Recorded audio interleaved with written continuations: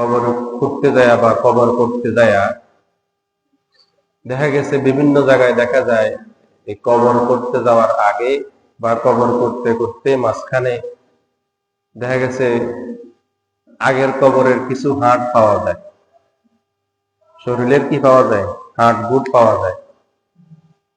এরকম প্রায় জায়গাতে হয়, আমাদের এলাকাতে এরকম হয়েছিল। তো বিষয়টা আমাদের জানা দরকার যে আসলে যে আগের যে কবর আছে, আগের কবরের মধ্যে দেখা গেছে পরবর্তীতে কবর করতে গেলে অনেক সময় দেখা গেছে ওই কবরের কি হয়, হাড় বুট পাওয়া যায়, হাড় বুট পাওয়া যায়। এই যে কবরের আগের যে হাড় বুট গুলো পাওয়া যায়, এই প্রসঙ্গে মাসআলাটা কি, হাদিসে কি আছে, আমরা কি করব? আমরা যে হাড় বুট পাবো, এই হাড় বুট পেয়ে আমরা কি করব, এটার মাসালাটা কি, এটা আমাদেরকে জানা দরকার। আমরা হাদিস যদি লক্ষ্য করি তাহলে আমরা হাদিসে দেখতে পাই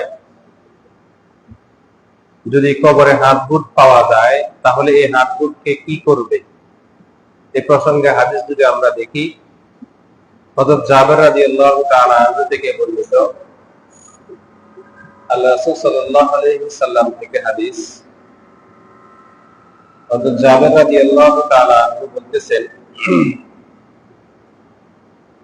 যে আমরা রাসূল সাল্লাল্লাহু আলাইহি ওয়াসাল্লামের সাথে একদিন এক জানাজাতে উপস্থিত হয়েছি।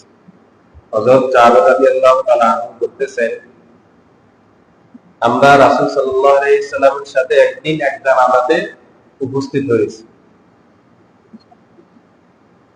জানাজাতে উপস্থিত হওয়ার পরে এরপরে রাসূল সাল্লাল্লাহু আলাইহি ওয়াসাল্লাম ওই মৃত ব্যক্তির কবরের পাশে গিয়েছেন, মৃত ব্যক্তির কবরের পাশে গিয়েছেন। পাশে গিয়ে যখন গেলেন তখন তিনি সেখানে বসলেন। রাসূল সাল্লাল্লাহু আলাইহি ওয়াসাল্লাম ওই কবরের পাশে কি বসছেন। বসা অবস্থায় ওই যে কবর খুঁড়তেছে, কবর করতেছে, ও যারা কবর করতেছে তারা একটা বিশাল বড় আকারের একটা হাড় পেয়েছে। কি পেয়েছে? হাড়, শরীরের হাড়। এই যে হাড় পেয়েছে, তারা তখন এই হাড়টা এনে রাসূল সাল্লাল্লাহু আলাইহি ওয়াসাল্লামকে দেখালেন যে আল্লাহ রাসূল, আমরা কবরের হাড়টা কি পেয়েছি। তখন রাসূল সাল্লাল্লাহু আলাইহি ওয়াসাল্লাম বললেন, তোমরা এই যে হাড়টা পেয়েছো, এই হাড়টাকে তোমরা ভাঙিও না, যেভাবে আছে সেভাবে রাখো, ভাঙার দরকার নেই। কেননা মৃত মানুষের হাত ভাঙলে যেমন, ঠিক জীবিত মানুষের হাত ভাঙলেও তেমন। মানে জীবিত মানুষের যদি হাত ভাঙা হয়, শরীরের কি হাত ভাঙা হয়, শরীরের হাত ভাঙলে ওই জীবিত মানুষটা কি পায়? কষ্ট পায় না? ঠিক ওই মৃত ব্যক্তিও তার রূপ আলাদা, কিন্তু তার রূহের মধ্যে তার শরীরের যে একটা স্পন্দন সেটা তার রূহের মধ্যে থাকে, রূহের মধ্যে থাকে। তো যখন ওই শরীরের মধ্যে আঘাত করা হয়, কি করা হয়? আঘাত করা হয়, তখন ওই রূহের মধ্যে যায় আঘাতের যে স্পন্দনটা, এটা আঘাত খায়, তখন মৃত ব্যক্তিও কি পায়? কষ্ট পায়। মৃত ব্যক্তি কষ্ট পায়। আমরা বলি না অনেক সময় কবরে লাশ রাখার সময় আস্তে আস্তে রাখো, বলি না সাবধান, বেশি তাড়াহুড়া করো না, আস্তে আস্তে রাখো। কেননা এই লাশটা রাখতে যাওয়ার সময় মৃত ব্যক্তি কিভাবে যাতে কষ্ট না হয়, মৃত ব্যক্তির কি কষ্ট না হয়, এই জন্য রাসূল সাল্লাল্লাহু আলাইহি ওয়াসাল্লাম বলেছেন যে তোমরা এই যে কবর খুঁড়তে যায় যে হাতটা পেয়েছো, এই হাতটাকে তোমরা কি করিও না, ভাঙিও না, বরং এই হাতটাকে তোমরা আবার কবরে পুঁতে দাও। হাতটাকে কবরে কি করে দাও? পুঁতে দাও। যেখানে পেয়েছো সেখানে সেই কবরে আবার হাতটা কি দিয়ে দাও, আবার মাটি দিয়ে দাও, আবার কি করে দাও, আবার মাটি দিয়ে দাও।